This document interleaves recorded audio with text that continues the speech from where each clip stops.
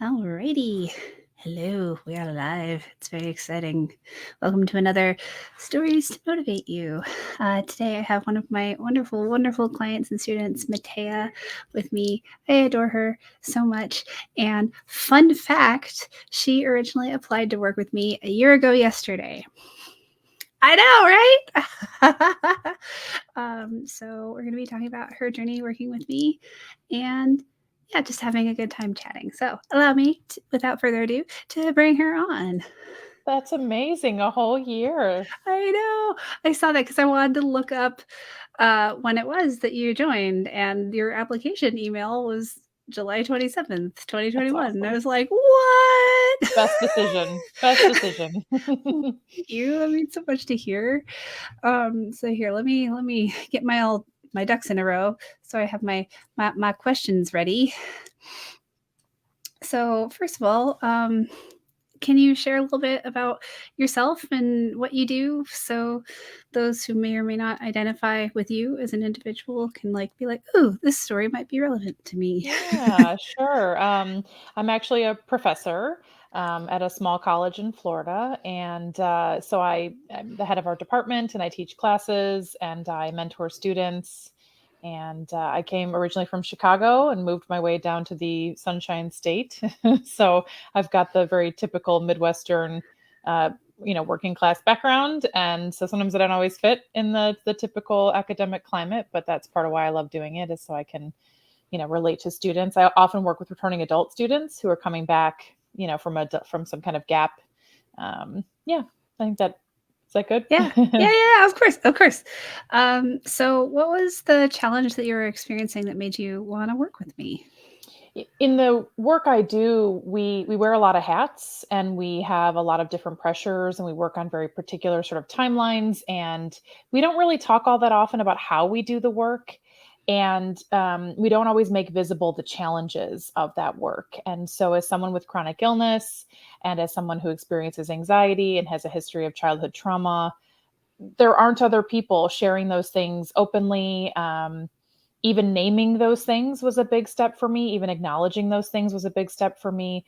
And part of what I was hoping was that if I could make improvements for myself and accommodate myself, I could bring that to my work environment and bring that to my friends and family so that they can bring that to their work environments, because we often kind of leave behind the humanity of people when we think about labor, when we think about how we're going to be productive. And so I thought, I feel like I'm in a rut. I felt like I wasn't progressing the way I wanted to.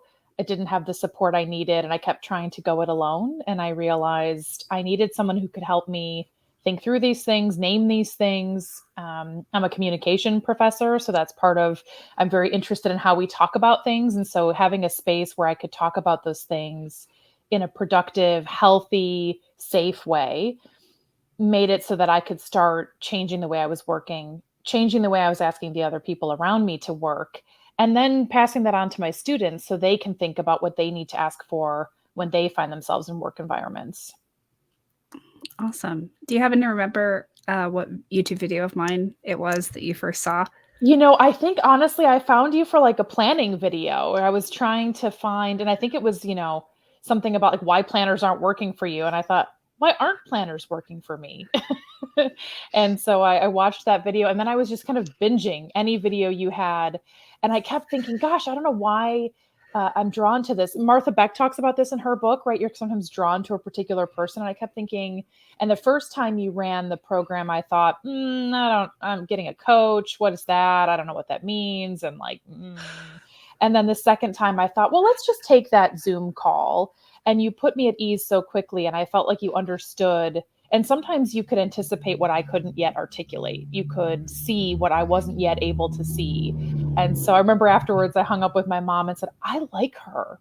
Can I work with this person? And she said, yeah, because you don't like people that easily. So it Oh, was, I it was didn't know that. and I thought, yeah. And I said, I feel like she already just spending that first few minutes, in that call with you helped me see the things that I couldn't quite put my finger on what was happening. I couldn't quite make sense of why I felt like I was struggling. And then I was internalizing that it's somehow my fault that I'm struggling, rather than looking at the system around me that wasn't built for me, right? It wasn't built for women. It wasn't built for people with chronic illness. It certainly wasn't built for anybody with anxiety. And it was really, I finally felt like, okay, this person they might have the key just to unlock so I can unlock the door, right? But I need someone else to say, you can do this, you can make these changes.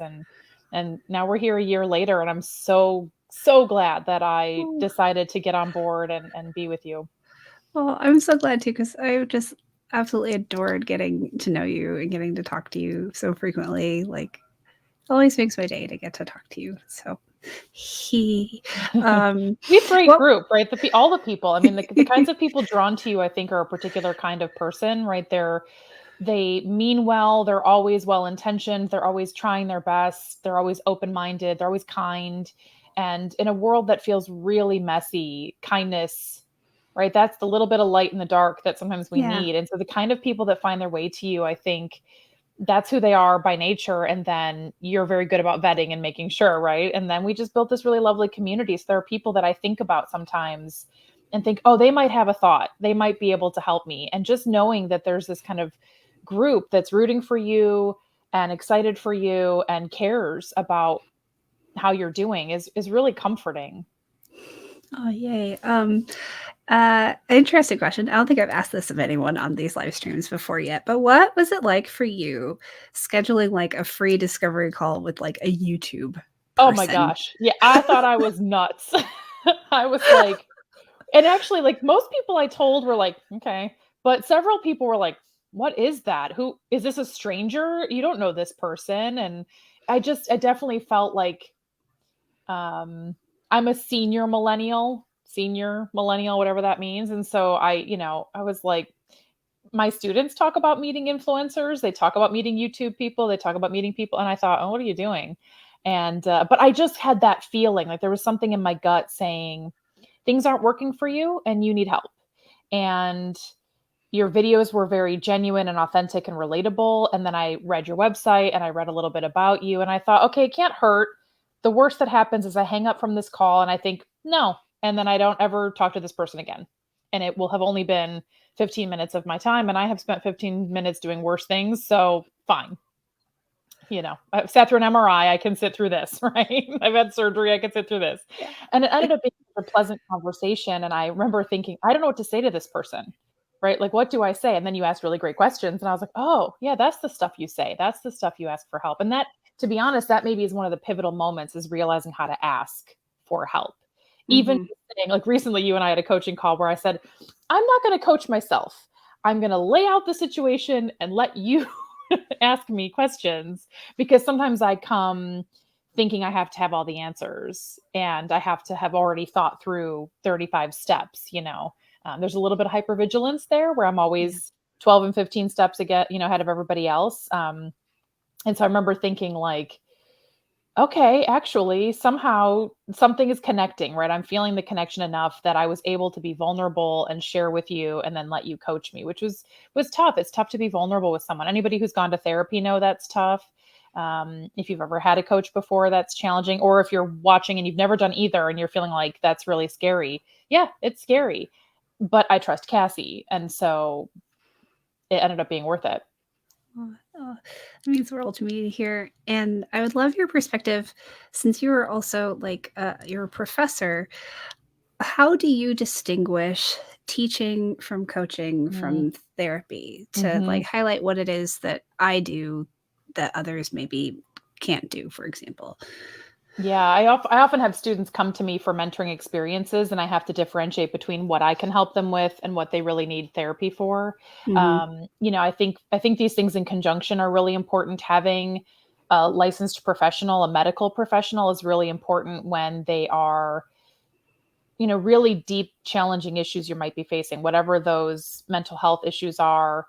Um, I feel like as a professor, so much of my job is helping facilitate learning and helping open that conversation and kind of bringing students a set of materials. As a coach, though, you are open to all the materials.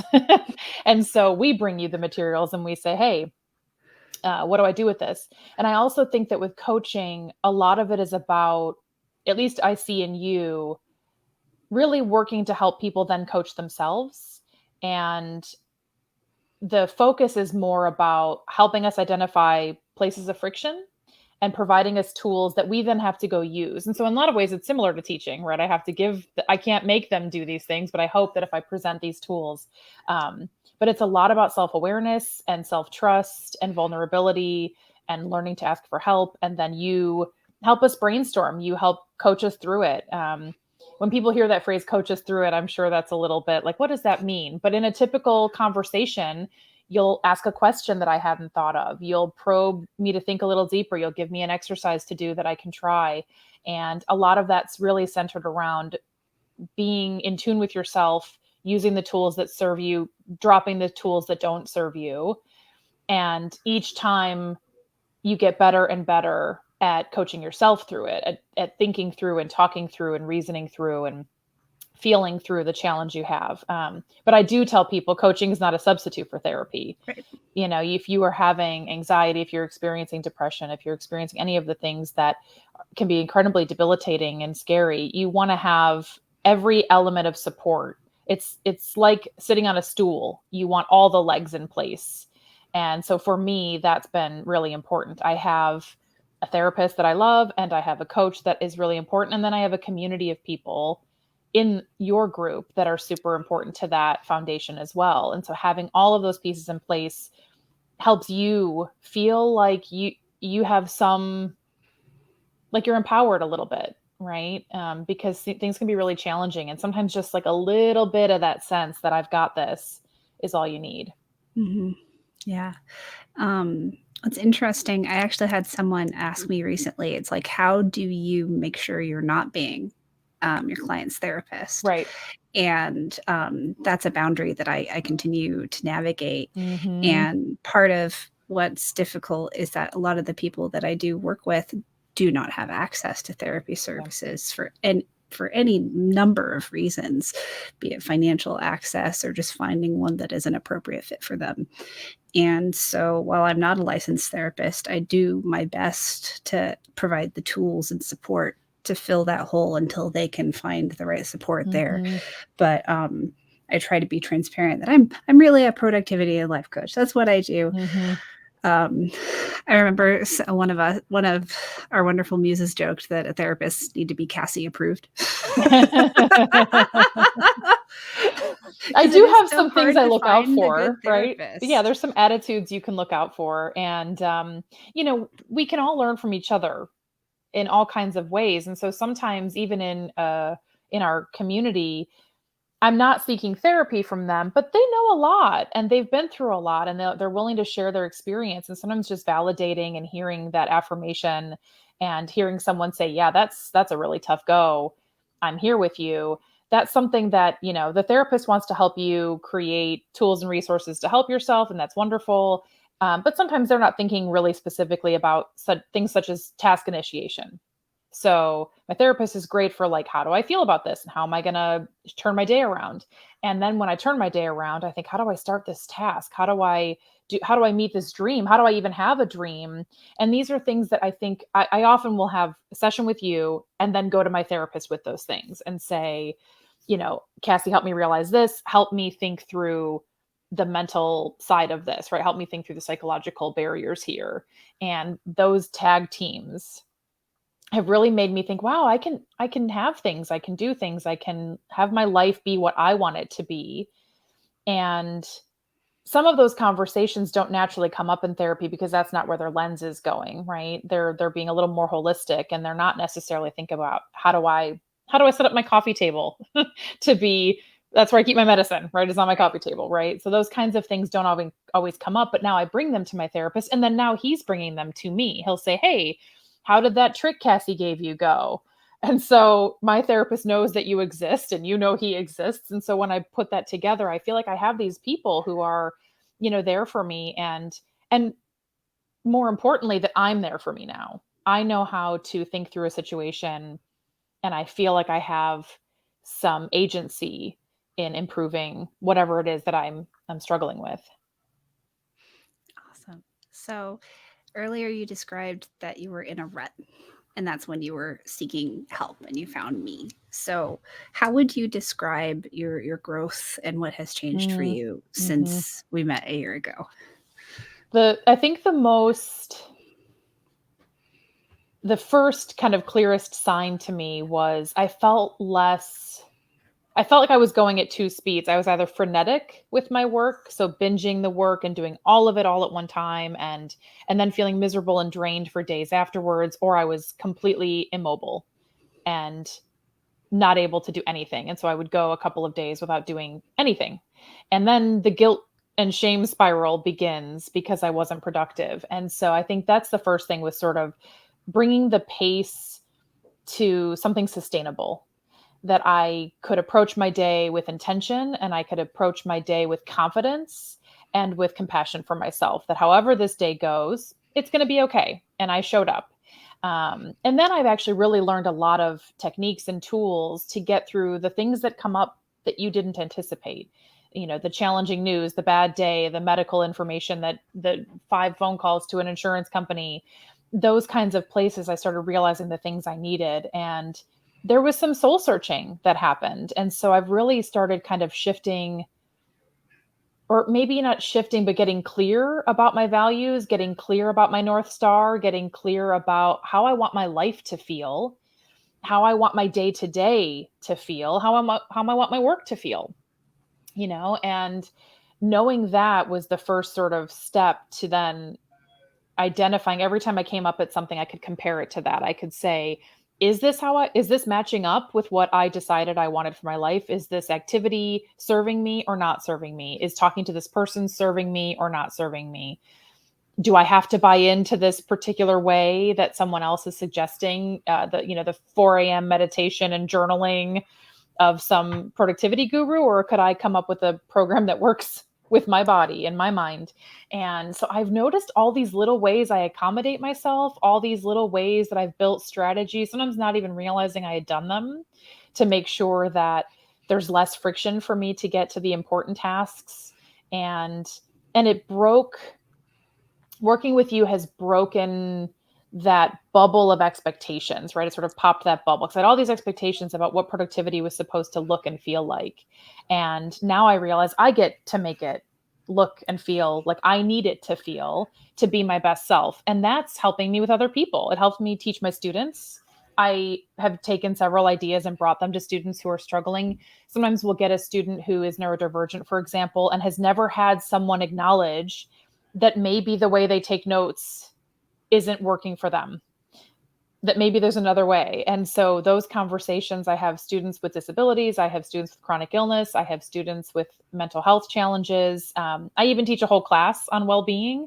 And in that class, one of the things I say is show up messy. And that comes from working with you, right? That it's okay to be vulnerable. We can't talk about well-being without talking about the messy side of well-being. And that's been really important. So it's helped me, and then I get to sort of pay that forward to other people. And it's funny watching faces where they go, oh, yeah, that's good. And I think, yeah, isn't it? Right. And I send people to your videos all the time, like, go watch this person on YouTube, because, you never know where some little insight's going to come from, where some little glimpse of hope is going to come from.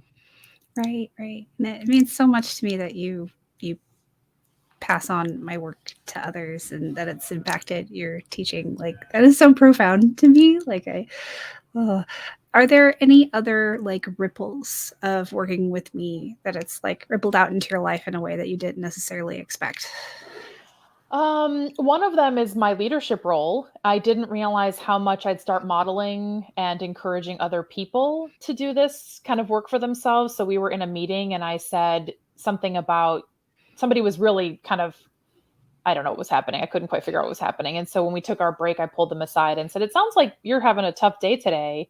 Do you need a break?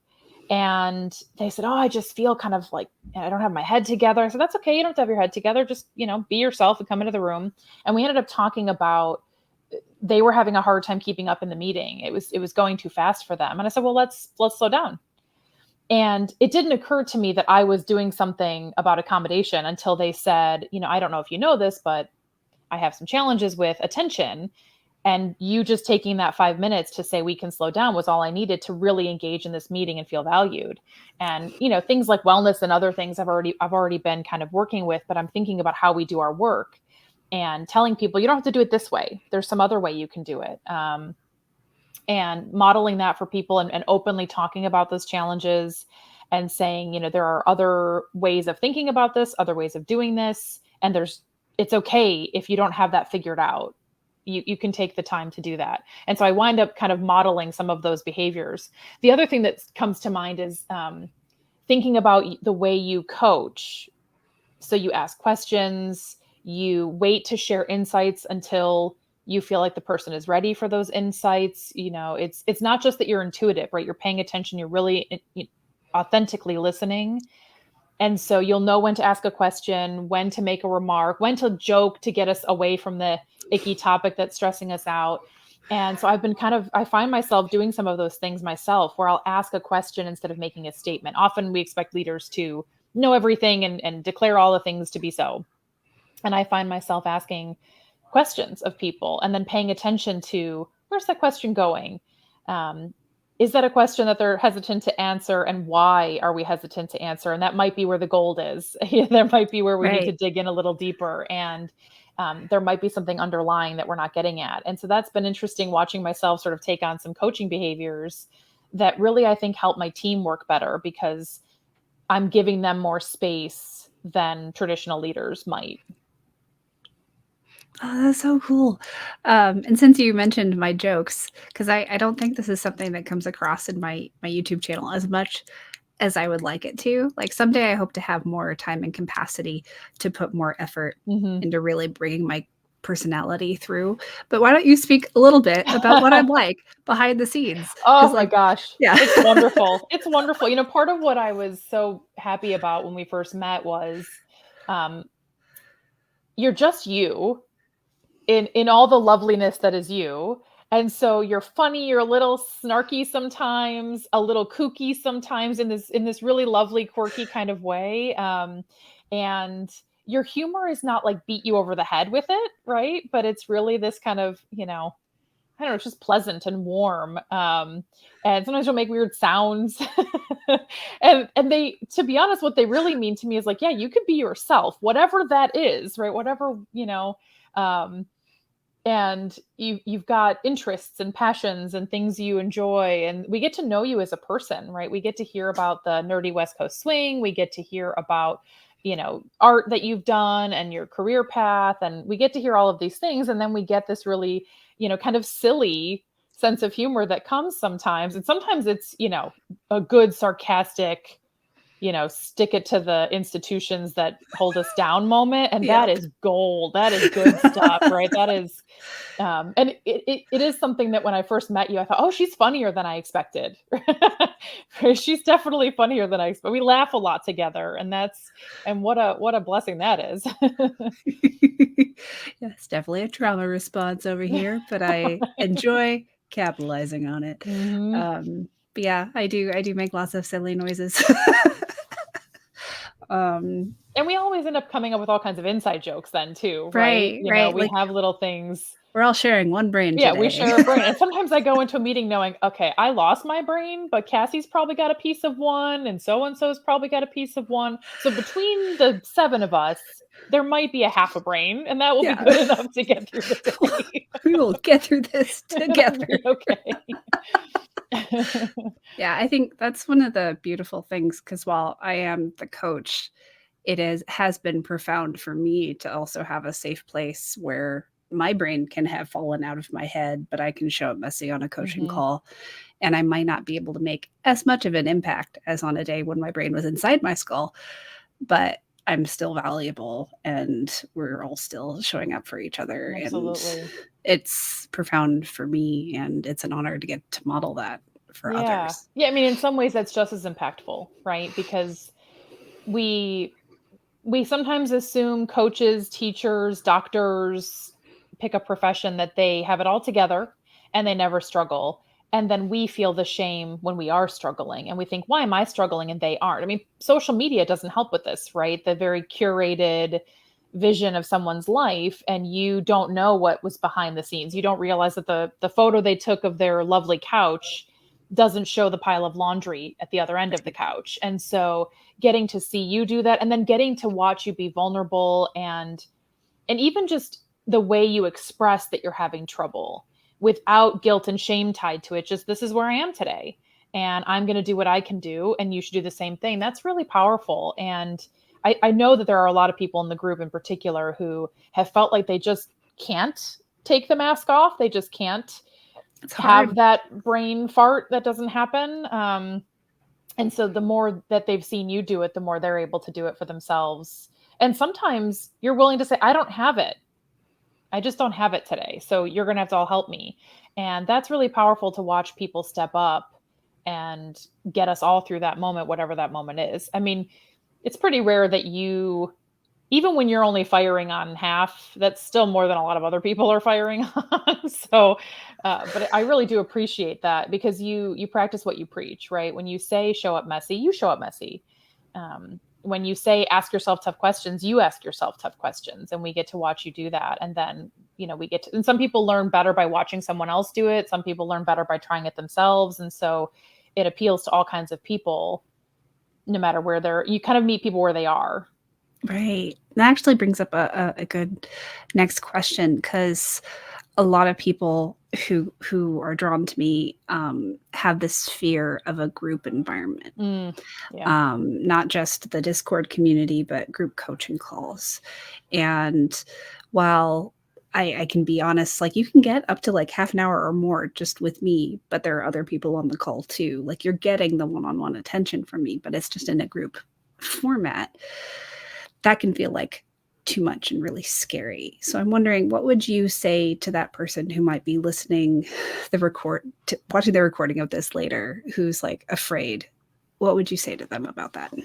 I think the first thing is you can try it and see how you feel first, right? No one's going to force you to share until you're ready. It really, we talk about safe spaces, and that is true. It feels like a safe place to me. And I know it feels that way for your other clients. Have you heard the concept brave space? Ooh, no, I haven't. There's this really interesting concept of the brave space. We talk about in education as not just a safe space, but a place to be brave enough to share, brave enough to take on tough topics. It's really, I'll find it, send it to you at some point. And I feel like that's kind of what happens in those group calls is they're not just safe spaces, but they're brave spaces. And so if you're on the fence or you're nervous, come and listen and treat it like a YouTube video at first, if you have to, right? And listen to what people are saying and nobody's going to pressure you. I also, though, know that you are very careful in the community that you craft. You're very careful in the kinds of people who join us. And as I said at the start of this, right, certain kinds of people are drawn to you already. And then you are also putting in that next sort of layer. And so everyone that has come into the coaching group or the course are people who they're going through their own stuff too. And they're struggling too. And so we all come from this kind of really vulnerable, soft underbelly place. And we just need kind of a place to like tuck in the cave in the rain, right? And so come tuck in. And if you realize it doesn't work for you, that's okay. And no one will shame you for it. And no one will say, why not? And no one will press you. And if you join us and you don't speak for a while, no one's going to say like, oh, that person doesn't talk. And Cassie will check in on you to ask you if you're okay. I'd also say you get way more one-on-one attention than you think you're going to get. There's not ever been a call where I felt like I couldn't get at least a few minutes with you. And you're also very accommodating about if we need a little extra time, we'll get that time. And maybe the most important part for me is how much I learned from the other people and how much I learned listening to the two of you interact. So I get to hear the questions you ask them. And sometimes their particular challenge is not mine, but the question you ask is incredibly relevant to me. Or their answer makes me think, oh, I didn't notice. And so I learned so much from listening to other people's experiences and hearing them work it out with you, whether it's I just learned how to be more vulnerable or whether I really think about, oh, I would never have considered that. I'm glad I overheard that. almost like getting to, peer in on a therapy session. But I think it can be really nerve-wracking. And I know my first couple of times, I'm pretty private. And so, even doing this call was like, what am I doing?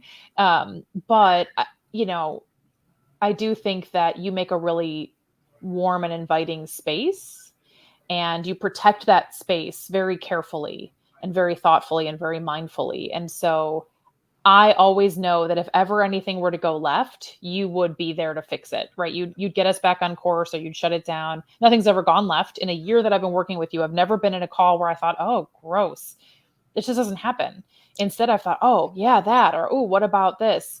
And the cool thing is you sort of get to know these people. And then when they share something, you go, oh, yeah, I know why that was happening to so-and-so, or, oh, no, I know why they're bringing this up this time. And then you get to root for each other, and you get to say, hey, how did it go last week? How did that thing you tried go? Hey, I know you said today you were going to work on this thing.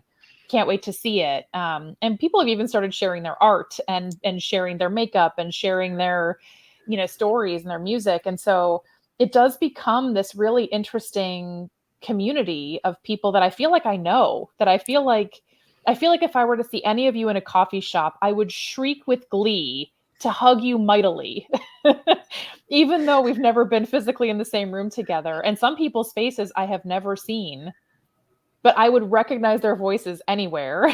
And so I would be so excited to embrace them. And that's really kind of powerful, and definitely not something I expected when I signed up. I thought, oh, okay, I'm going to talk to this coach. I gave myself 3 months to feel it out. Been here a year now. And I was a little skeptical. The first group coaching call, I was like, oh, what, I don't want to. And I'm really glad I stayed. And I think we've all benefited from each other's different ways of viewing things, ways of approaching problems, concerns, fears, and benefited from knowing that there is a group of like-minded people just trying to do their best, just trying to make their life a little bit better. And that's really nice. Yeah. I think one of the undercurrents of everyone in my community is just how much they want to do good in the world, and how sometimes they prioritize that over caring for themselves. And that's one of the shifts I help them make. But I can pretty much guarantee anyone who is drawn to me, you're a good person. And I know you've heard me say this before. It's like, if I have to say it over and over again for the next 5 or 10 years until you get it, I will. There will be that external validation and affirmation. And I feel like that's one of the things in my own personal therapy journey. For example, therapists didn't provide validation for me, and I really needed that. So that's one of the things I try to provide. It's like, no, of course you feel the way you feel. You are validated in your feelings. So now let's work to soothe you, to care for you, and to help you move forward. And and I think you help us think about sometimes feelings are big, right? And they just take up so much of your life, and it can be really hard. You can't really work on the feeling yet, but you still want to have a productive day, or you still want to get a task done, or you still have to get something done. A phone call has to be made. And so one of the things that your coaching often does is say, yes, that feeling is really big, and we don't have to fix that feeling today. We can engage in intentional behaviors that get us through this moment. I know your recent video, you talk about, can I tolerate this discomfort now? Yeah. And I think that's really powerful, is this call has to be made. And this big, scary feeling is not going to go away today. It might not go away this year, but I can still function and have some of the things I really want to have by sitting with that discomfort for momentary purposes, right? For just this hour, just this 5 minutes.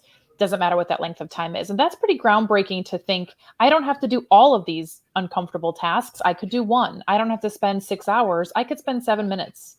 And that's still going to be enough. And that's still going to be more than I was doing the last 3 weeks when I did nothing. So that was something that came up for me quite a bit, was things that I hadn't touched. And I kept thinking the only way to touch them was to spend a whole day. And instead it was, can I do 5 minutes? Can I do 5 minutes tomorrow? Well, now I've done 10 whole minutes when I had done 0 for the month prior. That's already progress. And some of your work thinks too about, and the way you coach thinks about, what is success to you? What is progress to you? Rather than assuming the finished product, the finished call is the only way to measure that you made progress today. It could be the time you put in. It could be the thought you put in. It could be, I found the phone number to call the place. I didn't make the call. I didn't look at the website. I just found the phone number. Well, that's progress, and you get to celebrate that. And I do think that we live in a society that says everything has to be big and perfect for you to get any kind of success or praise out of it. You're not successful unless you're producing the most, the best, the fastest, making the most money, pick a thing. My own discipline is like this, right? If you're not publishing all the things and getting all the awards, you're not successful, which is of course not true. And so much of what I think about when I'm working with you is like, actually, that was a good day. That thing you were putting off, you put some time in today. Good for you. Or you showed up to check in with this community and shared with them that you were struggling. And just even acknowledging that I was struggling is the win for the day. Because I often don't acknowledge when I'm struggling. I am prone to sort of, I have to have it all together. I'm the person that fixes things. And so just admitting I wasn't doing okay, that's my win. And so really the wins start to stack up then. All these little wins feel really good, and you feel, and then it gives you the confidence to sit down and do that next task again, because you've got this cumulative effect of, actually, I am someone who shows up. I am someone who puts in the time. I am someone who can. Because so often our messaging is, I'm not someone who does this. I'm lazy. I'm incapable. I can't. And so a lot of that's that mental shift that happens just by changing a really specific, tangible step. I think maybe if nothing else, that's the thing, right? Is it doesn't have to be the big psychological discussion, and we don't have to dig into the roots of things. What's something tangible today that I can take away from this conversation and apply right now to my life, right now to get some traction, right now to get some progress? Yeah. Oh. It's just so rewarding to hear this, because like I had dreams for this business, right? Because these were the same struggles I had, and I have to market it as a productivity thing. But really, what I'm trying to do is to provide that internal shift of like, I've got this. I can take care of myself. I can show up for myself, and to trust that's who you are. And to know that I'm able to help with that is so meaningful. So thank you for Yeah, I think sharing there's like that. this expectation when we hear productivity that is, everyone knows how to do it. Duh. So why don't you just know how to do it? And if you really think about how many times in your life someone actually talked to you about the how. So I'm teaching an internship class right now, and I asked my students to think about how they prioritize their tasks, because they get overwhelmed. They're working, they're going to school. My returning adults are this way. They'll often have kids, or they'll have health issues, or they're caring for an elderly parent. And I will take time out of a class to talk about how you plan your week to make sure that you don't forget to eat or sleep, which often students will do. Any students out there know that you do this, right? You binge all night. And by the way, research shows the nap is better. Take the nap, get the 8 hours of sleep. So part of it is that, it's shifting a little bit what productivity conversations are about. They're, instead of being, how can I get more time in the day? It's, how can I feel more grounded in my work? How can I feel more focused and intentional in my week? And how can I feel more caring towards myself in that work? Ideally, we could all just, read books all day and watch movies and chill, but we have to work. And so how can I feel better in that work? And so much of the productivity sphere is the technology you can use, which is great. And I'm a big proponent of those things. But if I'm already struggling with my mindset, the tool is not going to magically fix whatever that barrier is. And so working with you helps you identify, why is that tool not working? Is it the wrong tool for you? Or is this not about the tool at all? And it is about how you're approaching your work, and how you're planning your day, and how you're thinking about how you plan your day. Oh, okay. My next question is about, because you have been with me since before my course came out, the Action Navigator. And my goal with the course, and my goal continues to be with the course, is to externalize my brain to accelerate the ability for my students to self-coach. Without having to be with me as long in that group format. While you still have access to me in the group format, the goal is to just like download my brain into your brain.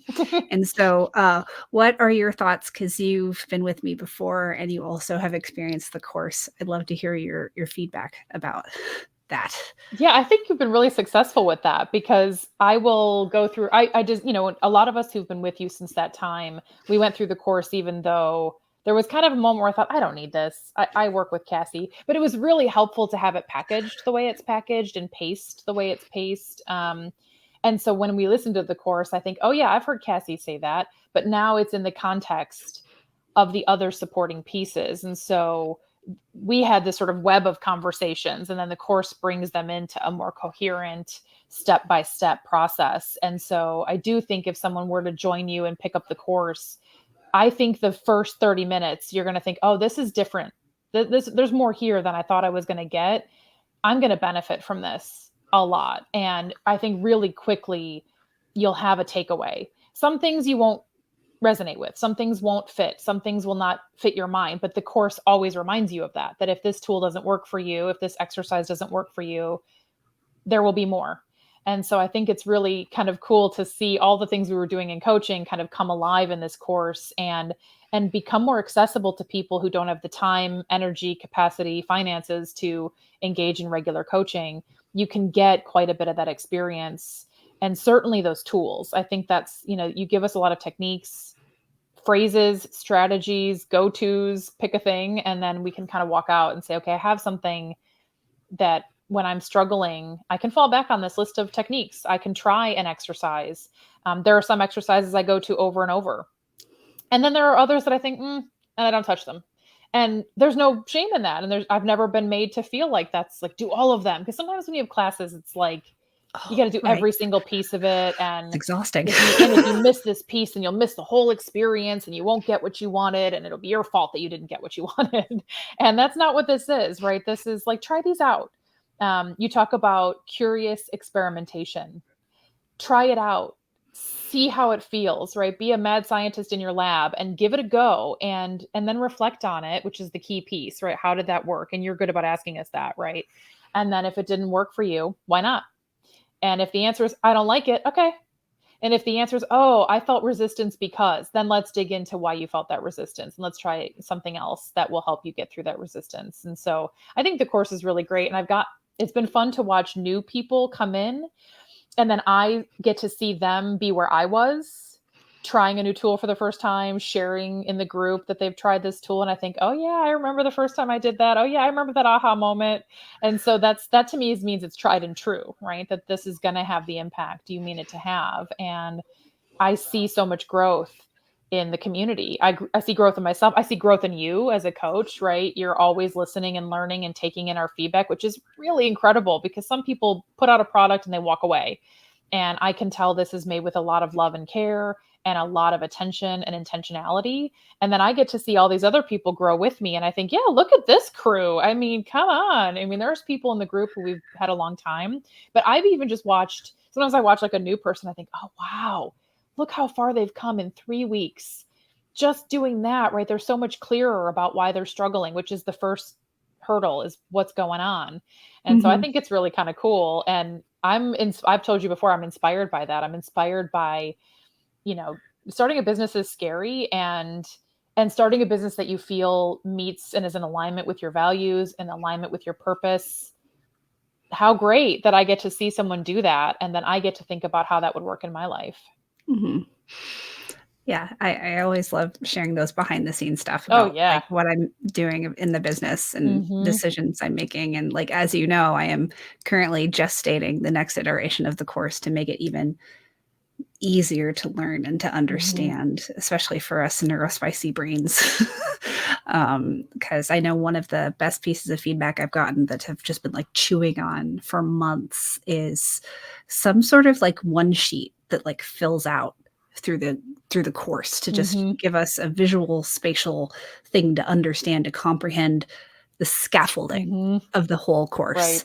And I think I finally figured it out. That's and amazing. So while I'm just me and I am a spoonie too, and it's going to be a while before it like comes to fruition, like it's growing beneath the surface, and it's always exciting to share. There's a great meme going around right now that says like, oh, it sucks that, to get good at something, you have to be bad at it first. Right. Right. But we get to, and not that you were ever bad at it. That's not what I'm saying, but it's been cool to see those early iterations and see you sort of test out material, test out ideas. And if something lands, then you work with it some more. And even just what you said, I've been chewing on this for months, right? I know that when you're building this course, it is with great care and really thinking about a diverse audience of people who have different kinds of needs, because it's a group of people that often get ignored and left out of those conversations and for whom courses are not built. And so I know that every time you get a piece of feedback, you think about how does this help or not make Right. this better for the next group of people? And that's really impressive. Yeah. Oh, yeah. Thanks. I like. I want to be as intentional as possible, and it's balancing that with how can I also not run myself into the ground as I'm Mm-hmm. building the business, and that balancing act is. Okay, okay. Absolutely. Hey, Yeah, it's so here's one tough. of those noises.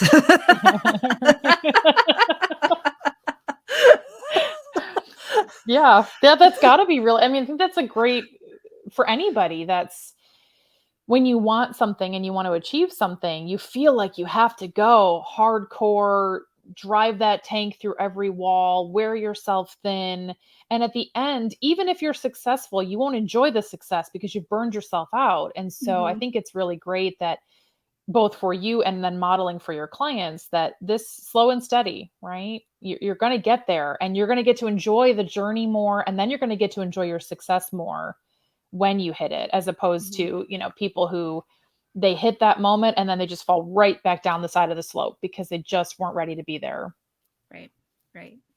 That reminds me of one of our favorite insider phrases, turtle bites. And I'm wondering, is that your favorite or is there a different one that's your favorite? Oh, I do use turtle bites a lot in my life, right? I'll say like, okay, just get up and take a bite, take a turtle bite, right, of a big task. Sharing a brain is probably my favorite because that comes up a lot for me. But yeah, I think that one's. I know some folks in my personal life who I've said the turtle bite thing to, and they were like, "Oh, that's so true." And then they send me memes of turtles eating things. It's So like the it best side this effect. right, this is like a great like ripple effect that, and I had a student say, I said, my coach and I sent your videos to the student to watch and she loves you. And I said, you should take a turtle bite. And she goes, is that a Cassie phrase? And I said, it is a Cassie phrase. She's like, I could tell because I've been watching her videos and I'm pretty sure that's something she would say. And it was this great moment. I said, well, what does that mean to you? And she said, well, today I have this really big assignment and I'm going to take a turtle bite out of that assignment. I said, well, what is that bite? And she said, I'm going to get a snack.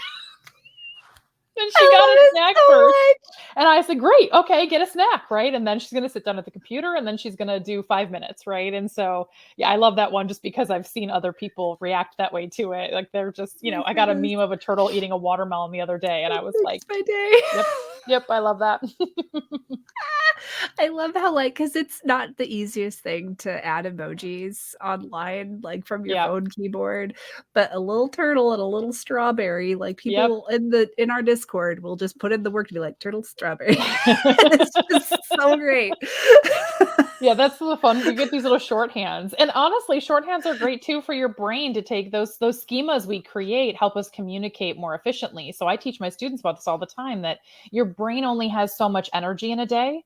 There is actually a finite amount of cognitive energy. There's a finite amount of willpower, for example. And so being able to take those shorthands and it's enjoyable, right? It's fun, it's silly. And so you feel that little hit of the dopamine, like that was funny, but also it helps me communicate. So if I say to you, oh, I don't even know what that turtle bite would mean, that shorthand means we can get right to you helping me Yeah.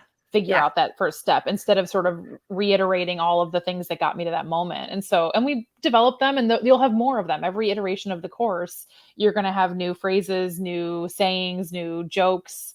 And that's kind of the beauty of being a part of it is that you're going to walk away with your own kind of cohort and feel like you learned a lot about yourself, but you also got to have this kind of silly fun with it. Life is hard enough. So if Right. I can have a moment of goofiness and you find people you have things in common with, right? And you go, oh, I love that too. I can't believe it. And in these pandemic times when so many of us are feeling a little bit more isolated than normal, or if you're someone who has a medical condition that often leads to feeling isolated, this is a great place to get that sense of belonging and care that is sometimes really hard to achieve elsewhere. Yeah. All right. Last couple of questions. First of all, what would you tell someone who is considering investing, working in with? Wow, English. Yep. Try this again. What would you tell someone who is considering investing and working with me, particularly the course? I would definitely say do the call, right? Have the conversation. I would suggest sitting down and asking yourself why, because something's going on in the back of your mind, maybe subconsciously, maybe your intuition, something gave you the spidey sense to consider it. Listen to that part of yourself that says something's up here. I'm drawn to this person or this course for a reason. There's a need in my life, a place where I'm struggling or a place where I'm unsure or I don't feel like I have my footing. And I would journal about that for a few minutes, ask yourself why, and then take the call and share that with Cassie, right? Say, I don't really know if I want to work with you, but here's what's going on. And she'll, in that moment, you get to get a free sample of the coaching then, right? You get to get a sense of what that feels like, and ask questions, right? It's okay that if you don't know, because this is new for a lot of us. And this is, there's not a lot of these around. And so ask questions about what exactly is it? What will I be doing? What can I get out of it? And, she'll be upfront with you. She'll tell you honestly, this is what you can expect. And she doesn't promise more than she can deliver. So I would take that call. I would read the website. It's got great information on it. And then really get clear about what you need and ask yourself, is that in alignment with this person and this course, right? Will this course help me take those steps? And if you're not ready for the course, that's okay. Good for you for acknowledging that something wasn't working. And if you are ready for the course, the whole group's going to welcome you and you're going to get exactly what you need when you need it, even when you're not sure what that need is, right? You'll get it. It'll get there. Oh, goodness. That was so beautiful and eloquent. Can I steal that for my Absolutely, website copy? yeah. Absolutely. That's beautiful. And then is there anything else you want to share either to me or to those who may watch the recording in the future? Or like maybe a question you were hoping I would ask you, but I didn't. Anything like that? I would say I feel really grateful to you. And that also I'm grateful to myself, right? That I stepped up and said, I'm going to try this and I'm going to give this a go and I'm going to invest in myself. And when I say invest, I mean in all the ways, right? Investing the thought and the time and the care and the attention. And it can be really scary to want to take care of yourself, right? You can feel like you have to take care of everybody else. It can be really, we get so caught up in taking care of the people around us or performing like we don't need care. And we all need care, regardless of whatever those, we're all human. We all need care. And so I'm really grateful that I found you, and I'm grateful I waited. I wasn't ready the first time I found you for the learning that I've done. And I knew that. And so I waited, and then I was, I put in the time, and I'm really grateful that you bring such care and kindness and compassion to this space. And I feel like I've made so much progress. And I'm, my students, when I say that to them, I have a PhD, I'm supposed to have it all together, blah, blah, blah. That doesn't mean anything. I mean, it means I'm good at one particular area, but it doesn't mean that I've got my whole life together. And, it was really great to finally find a space where I felt like it's safe. I can have these tough conversations, but I also am going to get really tangible steps to take. That, to me, if someone's watching this, if they're looking at your course, if they're debating, because a lot of what we've talked about is the feeling side of things, but there is really tangible activities and solutions and techniques that you get to try immediately. And sometimes it's like just letting that little bit of air out of the balloon, right? You just need a little release valve. And that first couple of weeks in the course might be exactly what you needed to let some air out and feel like you have some spaciousness to tackle tough things, because it's cumulative. All of those challenging things, whatever's going on in your life that has drawn you to watching this, to watching a YouTube video, to looking at the course website, whatever's drawn you there, that's been sitting on your shoulders a long time. It's like a backpack full of rocks. And maybe taking this course lets you take a rock out of the backpack. Even just one rock out of the backpack is less weight for you to carry. And over time, more rocks are going to come out of that backpack. And you're going to start to feel that spaciousness to imagine other things, right? Your first weeks might be, I am struggling with the bare minimum. But then you might start to think, oh, I could have a dream. So there's people in the course who've said, oh, I have this dream to start this business. I have this dream to do this thing. And that wouldn't have happened without those initial steps. It wouldn't have happened without taking that first small rock out of the backpack. Yeah. Oh my goodness. You are so wonderful. I Oh my adore gosh. you so much. It's just been such an honor to get to work with you and get to know It's you been this so past year. fun, And right? I mean, I it's can't wait to deep and it's hard, but it's so fun, right? We have a great yeah, time. I know. I just I pinched myself with the wonderful people that I get to know. Like Yeah. it's an extended found family is what Mhm. the community feels like. And Yeah. It's, oh, the world is sometimes really scary and dark, but there are really beautiful people, really beautiful. It just the most gorgeous humans. And, I feel really lucky that I get to spend time with you. yeah. Same. Right back at ya. Oh, oh man. Thank you again for joining me Of today. course. This has been absolutely wonderful. And then for those of you watching the recording on ye old YouTube, well, there will be links in the description box below to either just go straight to booking a call with me and you don't have to worry about reading anything on the website, but there will also be a link to my website. So thank you again. Yes, of course. Happy to. I hope you have a wonderful rest of your evening. You And I'll too. talk to you soon, okay? I'll see ya. Bye, Bye. dear.